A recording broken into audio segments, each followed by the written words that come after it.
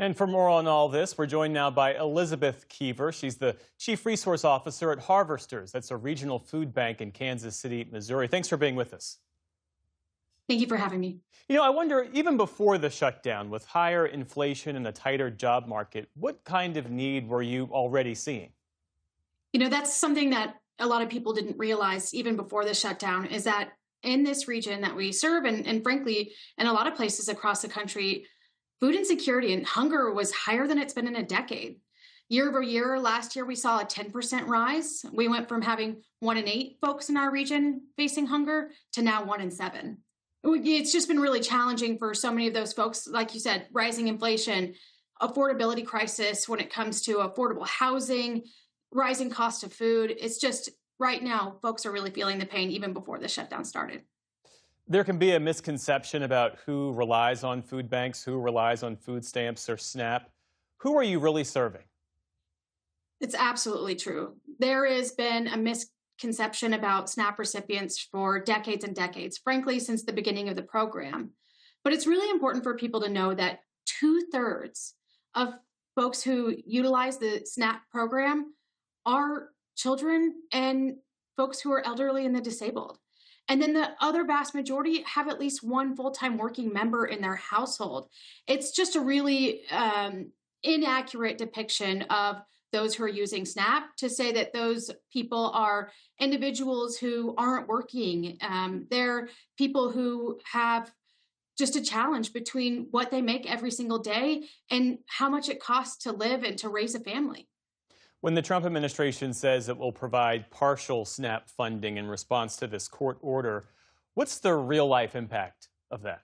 Well, it is a step in the right direction. We are incredibly grateful that there is going to be signs that funds will be released. But it does create some confusion because we've never, in the history of the program, released partial payments.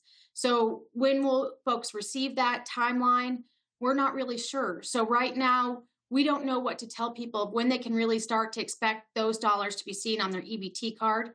It takes time for them to process how much that payment is going to be to the states, and then for the states, how to distribute that partial payment. So it's really challenging right now to communicate what people should be able to expect when they'll get their SNAP benefits. So in Missouri, the average household that relies on SNAP gets $332 a month. If that's reduced in half, what kind of choices is a family left to make? There are going to be really challenging choices that people are already currently making. And right now, we are having people who are telling us that they're making life-altering choices. I was speaking with a woman recently who was telling me that she was thinking about dropping out of school to become a dental hygienist because if she doesn't receive her SNAP benefits, she doesn't know how it's going to be for her to feed her family. And right now, with only receiving partial payments, it's not the ease that so many people were looking for when it comes to what the judge ruled on Friday. And especially now with the holidays upon us, with Thanksgiving upon us, we're already expecting demand to rise at our agencies. So only receiving partial payments for November SNAP benefits and October benefits have already been used up. So it's going to be really difficult for families to be able to budget what they had lost if they are only receiving half.